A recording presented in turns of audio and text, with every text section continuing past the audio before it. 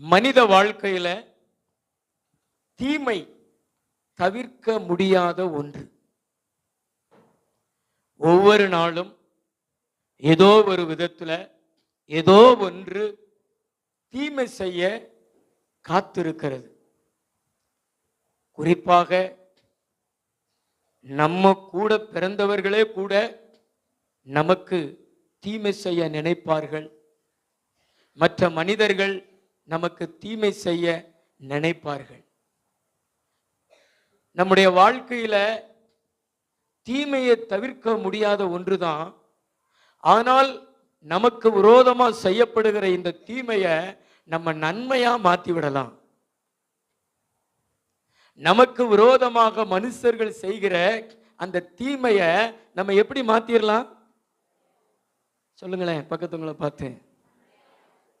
எப்படி மாத்திரலாம்? சில நேரம் சாம்பாரை எப்படி மாத்திடுறாங்க? எப்படி மாத்திடுறாங்க? ரசமாய் மாற்றி விடுகிறார்களா? ரசத்தை தான் எப்படி மாற்றி விடுகிறார்கள்? சாம்பாரை மாற்றி விடுகிறார்.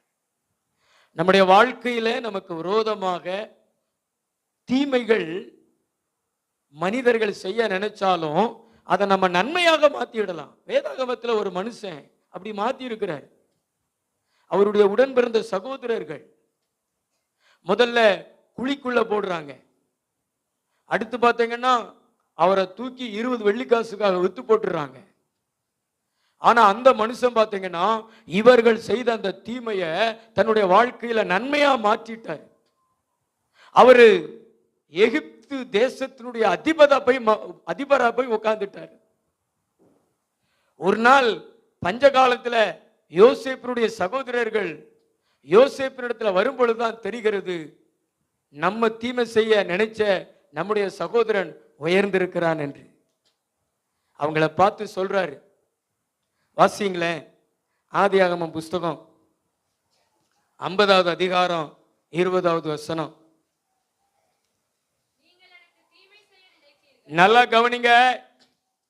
உங்களுக்கு யாரும் தீமை செய்ய நினைக்கலாம், அதை பத்தி கவலைப்படாதீங்க. கர்த்தர் அதை நன்மையா முடிய பண்றதுக்கு உதவி செய்வாரு. யோசேப்பு தன் சகோதரர்களை பார்த்து சொல்றாரு, நீங்க எனக்கு தீமை செய்ய நினைச்சீங்க, தேவனோ இப்பொழுது நடந்து வருகிறபடியே வெகு ஜனங்களை உயிரோடு காக்கும்படிக்கு அதை நன்மையாக முடிய பண்ணினார். எப்படி மாத்திட்டாரு? நன்மையா முடிய பண்ணிட்டார். நல்ல கைத்தட்டி ஆண்டவருக்கு ஒரு நன்றி சொல்லுவோமா? ஹல்லேலூயா, ஹல்லேலூயா. தொழில முன்னேறிடக்கூடாது, வியாபாரத்துல முன்னேறிடக்கூடாது, குடும்ப வாழ்க்கையில முன்னேறிடக்கூடாது, பொருளாதாரத்துல முன்னேறிடக்கூடாதுன்னு சொல்லிட்டு உங்களுக்கு தீமை செய்ய நினைக்கலாம் மனிதர்கள். ஆனால் அதை நாம் நன்மையாக முடிய பண்ணிடலாம். அதையே நாம் உயர்வதற்கு ஏணி படிக்கட்டுகளாக மாற்றிவிடலாம். யோசேப்பு தன் சகோதரர்கள் செய்த அந்த தீமையை அப்படியே நன்மையாக முடிய பண்ணிட்டார். இது எந்த சூழல்ல நடக்குது அப்படின்னா, யோசேப்பினுடைய சம்பவம் உங்களுக்கு தெரியும். அவர் அதிபரான பின்பு தேசத்துல பஞ்சம் வந்துருச்சு. ஒரு 2-3 ஆண்டுகள் பஞ்சத்துக்கு அப்புறம் கானான் தேசத்துல இருக்கக்கூடிய அவருடைய சகோதரர்கள் கோதுமை வாங்க வரும் பொழுது அவங்கள கண்டுபிடிச்சு அவங்கள கட்டி பிடிச்சி அன்பு காண்பித்து அப்பாவையும் கூட்டு வர சொல்லி குடும்பத்தார் எல்லாரையும் கூட்டு வர சொல்லி எகிப்து தேசத்துல கோசேன் என்கிற பகுதியில அவங்கள குடியமர்த்துகிறாரு. நல்லா தான் போய்கிட்டு இருக்கிறது. திடீர்னு வயது முதிர்வு காரணமாக யாக்கோபு மரித்து விடுகிறாரு. யாக்கோபுவை ஒரு 40 நாட்கள் அவருடைய சரீரத்தை பதப்படுத்தி கானான் தேசத்தில் கொண்டு போய் அடக்கம் பண்ணிட்டு வர்றாங்க. வந்த பின்பு அவனுடைய சகோதரர்கள் இவன் மேலே சந்தேகப்பட்டுட்டு, இவனுக்கு நம்ம தீமை செஞ்சோம், இவனை குழியில தூக்கி போட்டோம், இவனை 20 வெள்ளிக்காசுக்காக வித்து போட்டோம், ஆனால் இவன் நம்மளை பழி வாங்குவானோ, நம்ம அப்பா வேற இல்லை, இவன் நம்மளை பழி வாங்கிடுவானோ அப்படின்னு நினைச்சு அவன் இடத்துல சொல்றாங்க. ஆனால் யோசேப்பு சொல்றாரு, நீங்க பயப்பட வேண்டாம், நான் உங்களுக்கு தீமையெல்லாம் செய்ய மாட்டேன், உங்களுக்கு விரோதமாக எழும்ப மாட்டேன் அப்படி சொல்லி பட்சமா பேசி அவர் சொல்றாரு, நீங்க எனக்கு தீமை செய்ய நினைச்சீங்க, ஆனா கர்த்தர் அதை நன்மையா முடிய பண்ணினார் என்று. அல்லேலூயா, அல்லேலூயா. நல்ல கைத்தட்டி ஆண்டவருக்கு நன்றி சொல்லுங்களேன். ஆமென். யார் நமக்கு தீமை செய்ய நினைச்சாலும் அந்த தீமை நமக்கு நன்மையா மாறும். பக்கத்துல பார்த்து சொல்லுங்களேன், யார் நமக்கு தீமை செய்ய நினைச்சாலும், உங்க உடன் பிறந்தவர்களே, உங்களை பெற்றெடுத்தவர்களே, நீங்க பெற்றெடுத்தவர்களே, அல்லது உறவினர்களே, அல்லது நண்பர்களோ, யாரோ அல்லது பிசாசோ, யாரா இருந்தாலும் நமக்கு தீமை செய்ய நினைச்சா நாம் அதை நன்மையாக முடிய பண்ணிடலாம். எத்தனை பேர் அதை நம்புறீங்க?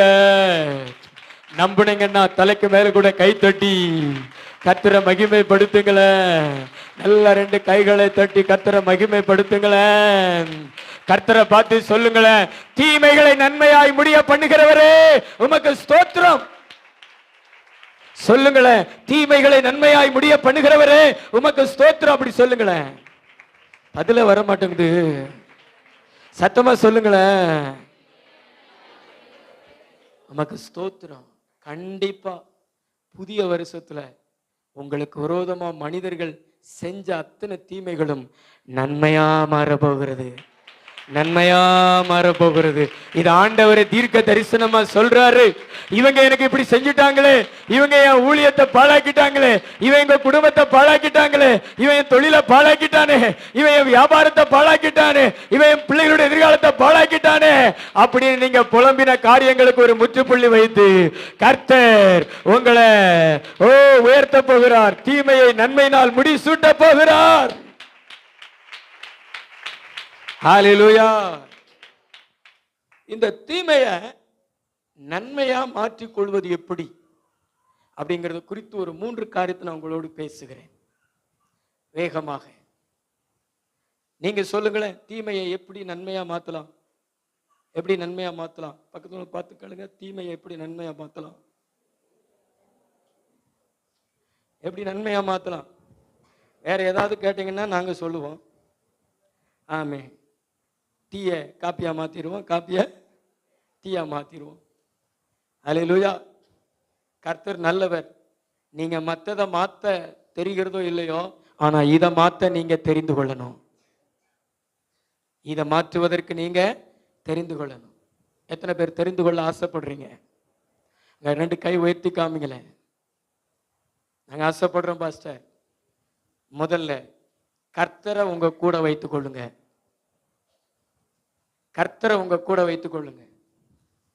உங்க அம்மா அப்பா உங்க கூட இல்லாம இருக்கலாம், உங்க உறவினர்கள் நண்பர்கள் உங்க கூட இல்லாம இருக்கலாம், உங்க கூட யாருமே இல்லாம இருக்கலாம்.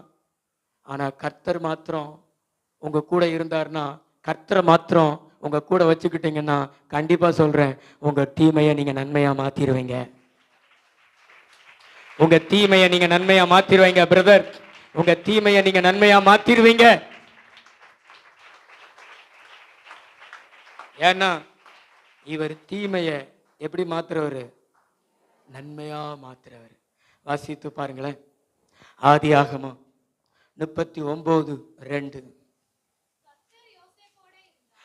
கர்த்தர் யோசேப்பு கூட இருந்தார், அவன் காரிய சித்தி உள்ளவனானான். அவன் காரிய சித்தி உள்ளவனானான். அல்லேலூயா. எகிப்து தேசம் பாஷை வேற பாஷை, கூட யாருமே இல்லை. 17 வயசு இளம் வாலிபன், அவனுக்கு பாஷை தெரியாது, அடிமையா கொண்டு போய் வித்துட்டாங்க. ஆனா எல்லாம் அவனை விட்டு போனாலும், மற்றவைகள் அவன் கூட இல்லாட்டாலும் கர்த்தர் அவன் கூட இருந்தார். கர்த்தர் அவன் விடல, கர்த்தர் அவன் இழக்கல. இந்த புதிய ஆண்டுல பிரவேசிக்க போகிற நீங்க, மற்றவைகள் உங்களை விட்டு போனாலும் நீங்க கவலைப்படாதீங்க. கர்த்தரோடு பிரவேசிங்க. கர்த்தரை கூட வச்சுக்கிட்டு பிரவேசிங்க. புதிய ஆண்டு முழுவதும் கர்த்தரை உங்க கூட வச்சுக்கோங்க. உங்க பேரை குறித்து சொல்லப்படட்டும். யோசேப்போடு கர்த்தர் இருந்தார் என்று சொல்லப்பட்டது போல உங்களுடைய ஒவ்வொருவருடைய பேர் உச்சரித்து அவங்களோடு கர்த்தர் இருக்கிறாரு, அவங்களோடு கர்த்தர் இருக்கிறாரு, அவங்களோடு கர்த்தர் இருக்கிறார்னு சொல்ல வைங்க, சொல்ல வைங்க. உங்க முன்னேற்றத்தை யாரு தடுக்க நினைச்சாலும் நீங்க முன்னேறுவீங்க, நீங்க முன்னேறுவீங்க. யோசேப்போடு கூட கர்த்தர் இருந்தார் என்பதை அவனுடைய எஜமான் பார்க்கிறான். அடிமையா இருந்தவன் அவனை ஊழியக்காரனா மாத்துறான், அவனுடைய அரண்மனைக்கு மேனேஜரா மாத்துறான். அவன் கூட கர்த்தர் இருக்கிறார் என்பதை அவன் எப்படி கண்டுகொண்டான்? அவன் காரியத்தை வாய்க்க செய்தார். எல்லாரும் படிச்சிருப்பாங்க, எல்லாரும் திறமையுள்ளவங்களா இருந்திருப்பாங்க. ஆனா அவங்க செய்ய முடியாததை யோசேப்பு செய்தான். ஏன்னா அவன் கூட இருக்கிற கர்த்தர் எல்லாவற்றிற்கும் மேலானவரே. அல்லேலூயா. செஞ்சாரு, காரிய சித்திய அவன் பெற்றுக்கொண்டான். இதை பார்த்து தான் அவன் அறிந்து கொண்டான், இவன் கூட கர்த்தர் இருக்கிறார் என்பதை அறிந்து கொண்டு அவனை உயர்த்தினான். நீங்களும் கர்த்தரை கூட வச்சுக்கோங்க. எதை கூட வச்சுக்கோங்க? பணம், படிப்பு, பட்டம், இதெல்லாம் உங்க கூட இல்லாட்டாலும் நீங்க கவலைப்படாதீங்க. ஆனா கர்த்தர் உங்க கூட இருக்கணும்னு விரும்புங்க. கர்த்தர் உங்க கூட இல்லைன்னா கவலைப்படுங்க. கர்த்தரை உடன் வைத்துக் கொள்ளுங்க. பணம் செய்ய முடியாத, படிப்பு செய்ய முடியாத, பதவி செய்ய முடியாத, யாரும் செய்ய முடியாததை நம்மோடு கூட இருக்கிற நம் தேவனாகிய கர்த்தர் செய்வாரே, செய்வாரே. எத்தனை பேர் செய்வார்னு சொல்லுவீங்க? எல்லாரும் சொல்லுங்களேன், செய்வார் அப்படின்னு எத்தனை பேர் சொல்லுவீங்க? நல்ல சத்தமா சொல்லுங்களேன், செய்வாரா, செய்வாரா, செய்வாரா. உங்க வாழ்க்கையில தீமைய நன்மையாய் முடிய பண்ணுவார் கர்த்தர். தீமைய நன்மையாய் நீங்கள் முடிய பண்ணுவீர்கள். கர்த்தர் தீர்க்க தரிசனமா சொல்றாரு, கவலைப்படாத, பயப்படாத, நான் உன் கூட தான் இருக்கிறேன். யோசேப்போடு கூட இருந்தது மாதிரி உங்கள் அனைவரோடு கூட இருக்கிறேன். கர்த்தர் சொல்றாரு, கர்த்தர் சொல்றாரு. பின்னாடி இருக்கிறவங்களுக்கு கர்த்தர் சொல்றாரு, நம்புங்க. நான் தலைக்கு மேல் கூட கைத்தட்டி யோசேப்போடு கூட இருந்தது மாதிரி எங்க கூட இருக்கிற கர்த்தாவே உமக்கு ஸ்தோத்திரம். நீங்க தண்ணீர்களை கடந்தாலும் ஆண்டவர் உங்களோடு இருந்து வெற்றியா நடத்துவார். அக்கினியில நடந்தாலும் ஆண்டவர் உங்க கூட இருந்து வெற்றியா நடத்துவார். ஆமென். கர்த்தர் நம்ம கூட இருக்கணும், அதான் முக்கியம். யோசேப்போடு கூட கர்த்தர் இருந்தார். ஏன் இருந்தார்? எல்லார் கூடயும் கர்த்தர் இருக்க மாட்டார்.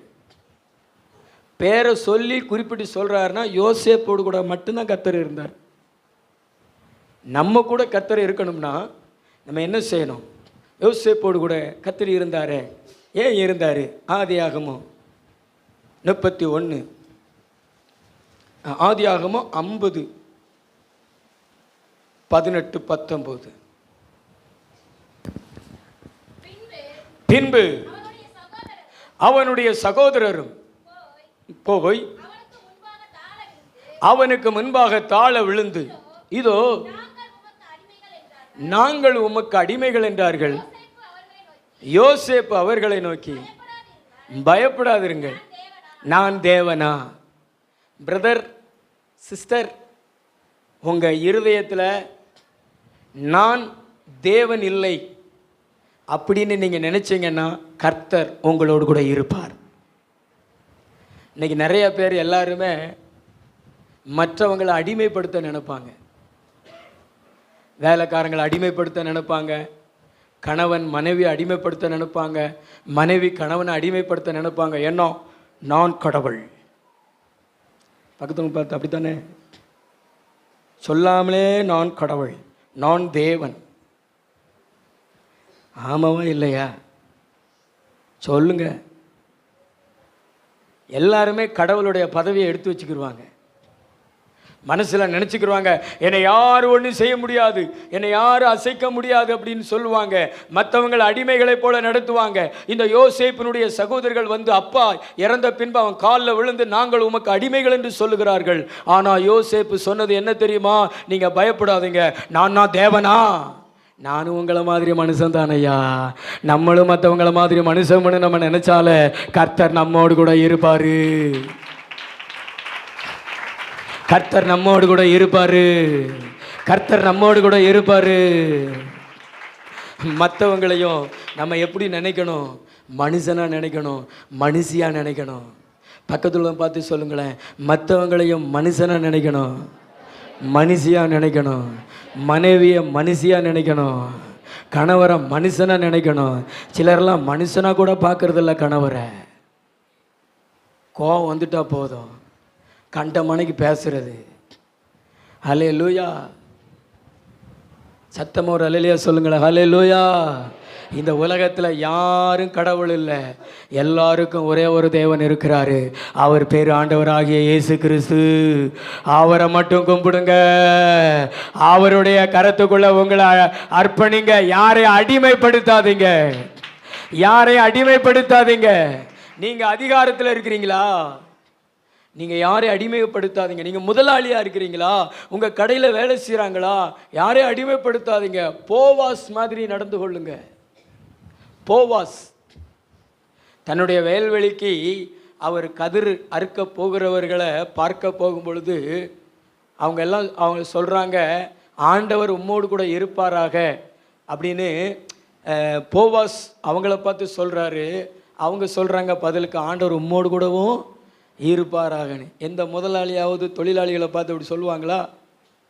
ஆண்டவர் உங்களோடு இருப்பாராக. உடனே மக்களும் ஆண்டவர் உம்மோடும் இருப்பாராக. அல்லேலூயா. நீங்கள் மற்றவங்களை அப்படி நேசிக்கணும். உங்கள் வீட்டில் வேலை செய்கிறவங்களா இருந்தால் கூட அவங்கள அடிமையாக பார்க்கக்கூடாது. இந்த கடவுள் அப்படிங்கிற சிந்தனையை யாரு உள்ள இருக்கிறது, யார்கிட்ட இருந்து வருகிறதுனா பிசாசுகிட்ட இருந்து.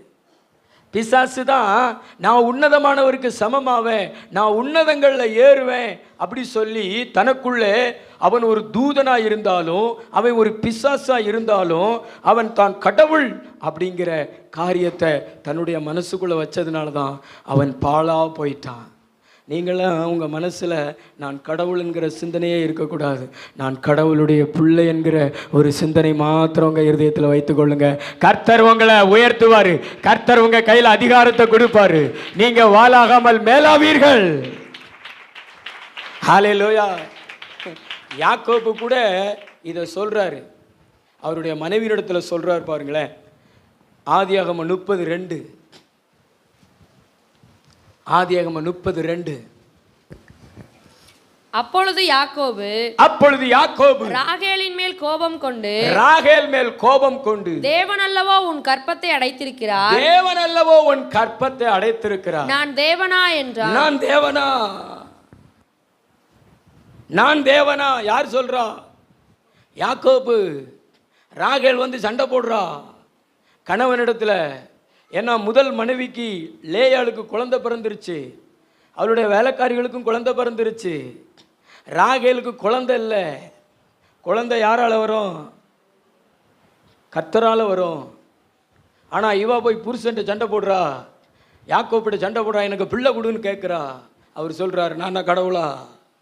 பாருங்களேன், அவரும் தன்னை நார்மலாக ஒரு மனுஷனாக நினைக்கிறாரா? அப்படி நினைக்கணும். அவங்க கூட தான் கர்த்தர் இருப்பார்.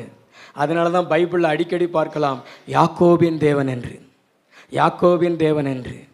நம்ம வாயிலிருந்து ஒரு நாளும், நம்முடைய சிந்தனையிலிருந்து ஒரு நாளும் நான் கடவுள் அப்படிங்கிற வார்த்தை வரக்கூடாது.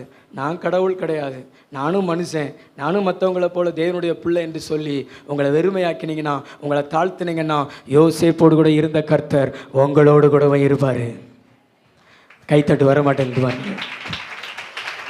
நல்ல கைத்தட்டுங்களா, ஆண்டவருக்கு நன்றி சொல்லுங்கள். ஏன்னா பிசாசு உங்களை நாசமாக்கணும்னா பெருமையை கொண்டு வந்து நாசமாக்குவான். பெருமை, பெருமை. இந்த பிளக்ஸ் போர்டலாம் பார்த்தீங்கன்னா அப்படித்தான், அந்த பெருமையான வார்த்தைகளை போட வைப்பான். அருவாளை தூக்கணுமானிக்கு, மீசையை முறுக்கணுமானிக்கு, துப்பாக்கியை தூக்கணுமானிக்கு. இதெல்லாம் என்ன அர்த்தங்கள்? பெருமைகள். அப்படியெல்லாம் நம்ம பெருமையான வார்த்தைகளை போடக்கூடாது. அடையாளப்படுத்தலாம், பிளக்ஸில் படங்களை போட்டு திருமண வாழ்த்து அப்படியெல்லாம் அடையாளம் போடலாம். ஆனால் அதுலேயும் கீழே பெருமையான வார்த்தைகள் எங்கேருந்து தான் உங்களுக்கு வருதோ அந்த தத்துவங்கள். நான்லாம் எங்கேயாவது பிளக்ஸ் போடுறதுன்னா மெனக்கிட்டு நின்று படிப்பேன் அதை. அல்லேலூயா. எதுக்கு தெரியுமா? மக்கள் இப்படி இருக்காங்களே ஐயா அப்படின்னு ஆண்டவர்கிட்ட ஜெபம் பண்ணுறதுக்கு தான். ஒரு புலம்பிட்டு போவேன், ஏசப்பா இவங்களெல்லாம் மன்னிங்க. எருமை மாடை வச்சுருக்கான், காளை வம்சம்ங்க. மனுஷ வம்சம் எங்கே இருக்கப்ப ஊருக்குள்ளெல்லாம் காளைகளாக தெரியுதா? ஜல்லிக்கட்டை ஒன்று ஆரம்பிக்க வேண்டியதான். கைகளை ஒரு தலையிலையா சொல்லுங்களேன். அல்லேலூயா. பேசக்கூடாது. பக்கத்துங்களை பார்த்து சொல்லுங்களேன், தேவன் என்கிற பதவி அவருக்கு மட்டும்தான், நம்ம வாயிலேருந்து வரக்கூடாது.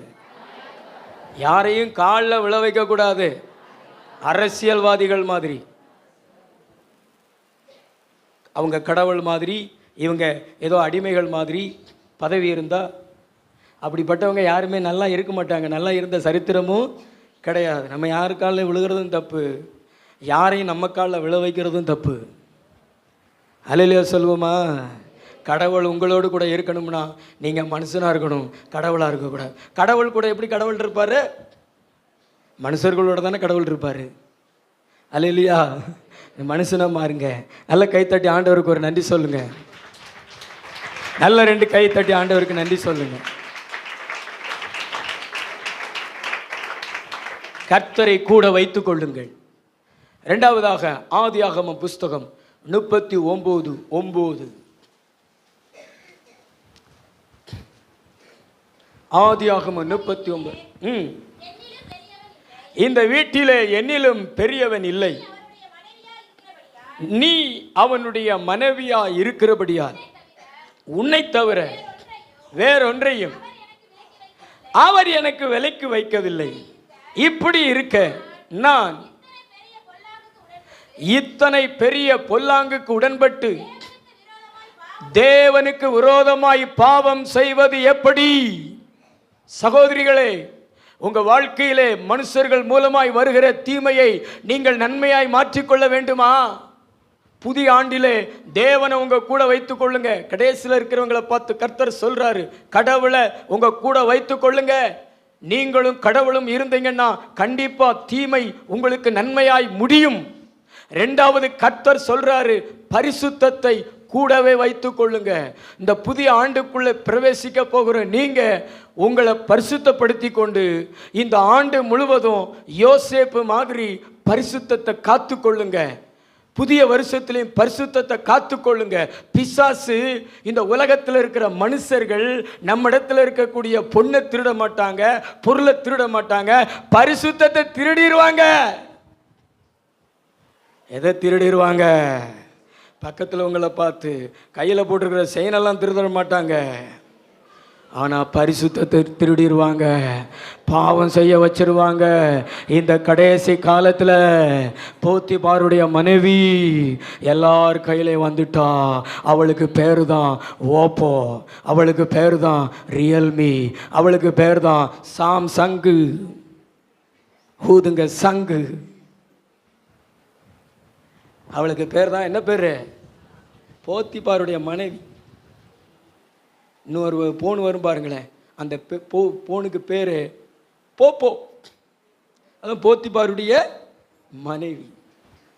ஆபாசங்களும் இச்சைகளும் இந்த செல்போன் இணையதளத்தில் அப்படி கிடக்குது. இளைஞர்கள் கெட்டு போகிறாங்க, வாலிப பிள்ளைகள் கெட்டு போகிறாங்க.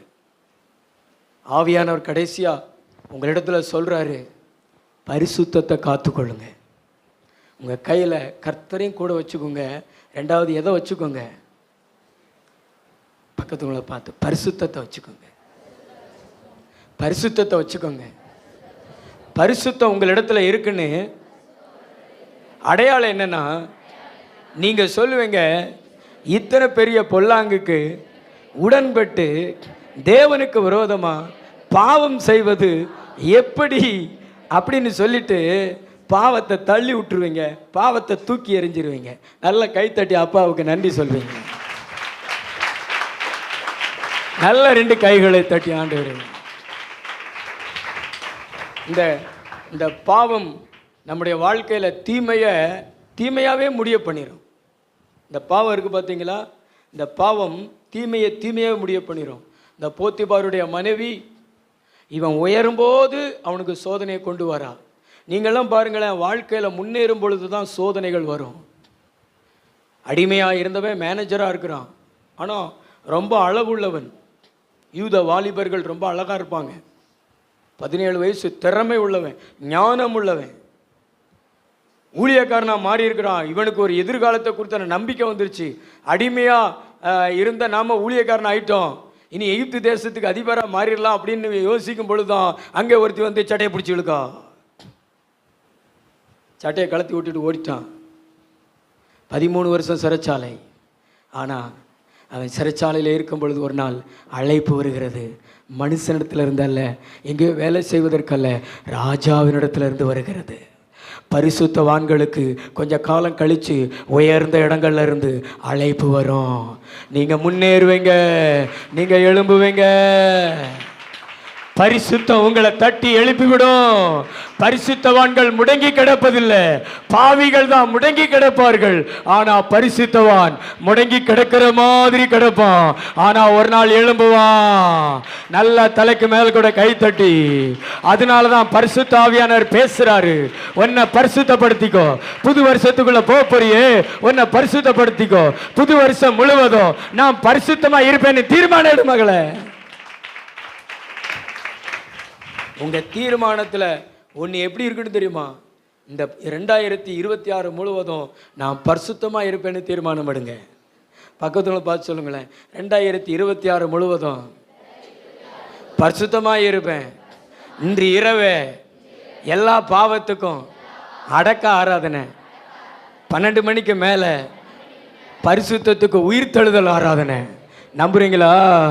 நல்ல 2 கை தட்டி ஆண்டவருக்கு நன்றி சொல்லுங்க. ஆமென். இவ்வளவுதானே உங்க கை தட்டு? ஆமென். கர்த்தர் நல்லவர்.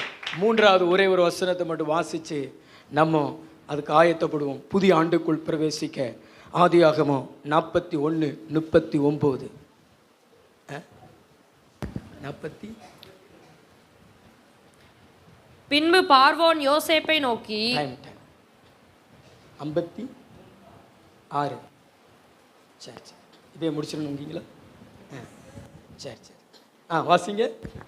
பின்பு பார்வோன் யோசேப்பை நோக்கி தேவன் இவை எல்லாவற்றையும் உனக்கு வெளிப்படுத்தியிருக்கிறபடியால் உனக்கு வெளிப்படுத்தியிருக்கிறபடினால் உன்னை போல விவேகமும் ஞானமும் உள்ளவன் வேறொருவனும் இல்லை. நான் சொல்லுங்க, நல்லா கவனிங்க.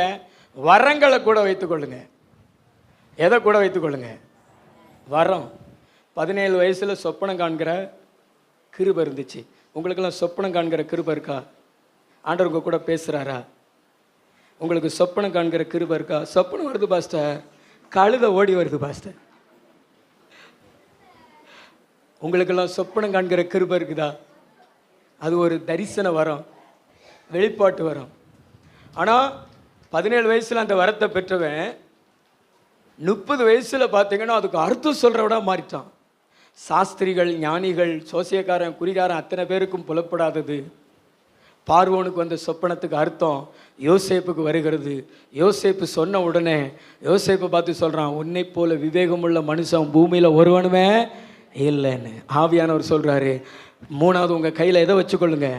வரத்தை வச்சுக்கோங்க. பக்கத்தில் உங்களை பார்த்து சொல்லுங்களேன், உங்க கையில வரத்தை வச்சுக்கோங்க. அதுவும் வெளிப்பாட்டு வரங்களை வச்சுக்கோங்க. அந்நிய பாஷை பேசுகிற வரம், தீர்க்க தரிசனம் பேசுகிற வரம், தரிசனம் காண்கிற வரம், ஞான வரம், இந்த மாதிரி வரங்களை பெற்றுக்கொள்ளுங்க. ஏன்னா பைபிள் சொல்லுகிறது, தரிசனம் இல்லாத இடங்களில் ஜனங்கள் என்ன செய்வார்கள்? சீர்கட்டு போவார்கள். இன்றைக்கெல்லாம் இளைஞர்கள், இளைஞிகள் ஏன் சீர்கட்டு போகிறார்கள்? என்ன வரம் கிடையாது? வெளிப்பாட்டு வரம் கிடையாது. நீ ஒரு தப்பு பண்ணிட்டு தூங்குனீன்னா உன்னால் தூங்க முடியாது. கர்த்தர் பேசிக்கிட்டே இருப்பார். உன் வீட்டுக்காரங்க யாராவது தப்பு பண்ணாங்கன்னா உன்கிட்ட பேசிக்கிட்டே இருப்பார். ஏன்னா உனக்கு அந்த வரம் இருக்குது. ஏன்ட்ட அப்படி ஆண்டவர் பேசுவார். சபையில் உள்ள மக்களை குறித்து பேசுவார், வாலிபர்களை குறித்து பேசுவார், பேசிக்கிட்டே இருப்பார். சாக போகிற ஆள் கூட முந்தியே தெரிஞ்சிடும். எனக்கு கை ஒத்து அழுதையா சொல்லுங்களேன். 1 மணிக்கு எந்திரிச்சு உட்காந்து ஜெபம் பண்ணிக்கிட்டு இருப்பேன், 2 மணிக்கு உட்காந்து ஜெபம் பண்ணிக்கிட்டு இருப்பேன். ஏன்னா நமக்கு வருகிற தரிசனம் அது நடந்துருமே. அல்லேலூயா. ஆனால் அந்த வரங்கள்லாம் நம்ம கூட இருக்கிறதுனால தான் இன்னைக்கு எத்தனையோ பேர் நமக்கு தீமை செஞ்சாலும் கர்த்தர் நம்மளை உயர்த்திக்கிட்டே இருக்கிறாரு. தீமையை நன்மையாய் முடிய பண்ணுகிறவர் நம் ஆண்டவராகிய இயேசு, நம் ஆண்டவராகிய இயேசு, நம் ஆண்டவராகிய இயேசு. எல்லாரும் கொஞ்ச நேரம் எழுந்து நின்று ஆமென். கர்த்தர் வெட்கத்துக்கு பதிலா உனக்கு ரெட்டிப்பான நன்மையை தருவேன்னு சொல்றாரு. எல்லாரும் எழுந்து நின்று புதிய ஆண்டை பெற்றுக்கொள்வதற்கு ஆயத்தமா முதல்ல இந்த வசனத்தை அப்படியே உங்க மனசுல பதிச்சு, கர்த்தரை என் கூட வச்சுக்கிருவேன், பரிசுத்தத்தை என் கூட வச்சுக்கிருவேன், வரங்களை என் கூட வச்சுக்கிருவேன்னு சொல்றவங்க உங்க கை உயர்த்தி ஜெபம் பண்ணுங்க, ஸ்தோத்திரம் பண்ணுங்க. Thank you Jesus. 4 நிமிடங்கள் இருக்கிறது. அந்த 4 நிமிடங்கள், ஒரு 3 நிமிடங்கள் உட்காந்துருக்கிறவங்களாம் எந்திரிச்சு நின்று நான் சொல்லும் பொழுது நீங்க கைத்தட்டி பெற்றுக்கொள்ளுங்க. அபிஷேகம் பயங்கரமா இருக்கும். ஏன்னா கர்த்தர் உங்க கூட வருவாரு, கர்த்தர் உங்க கூட வருவாரு. நீங்க வேற சிந்தனைக்கு இடம் கொடுக்காதீங்க. ஸ்தோத்திரம் பண்ணுங்க.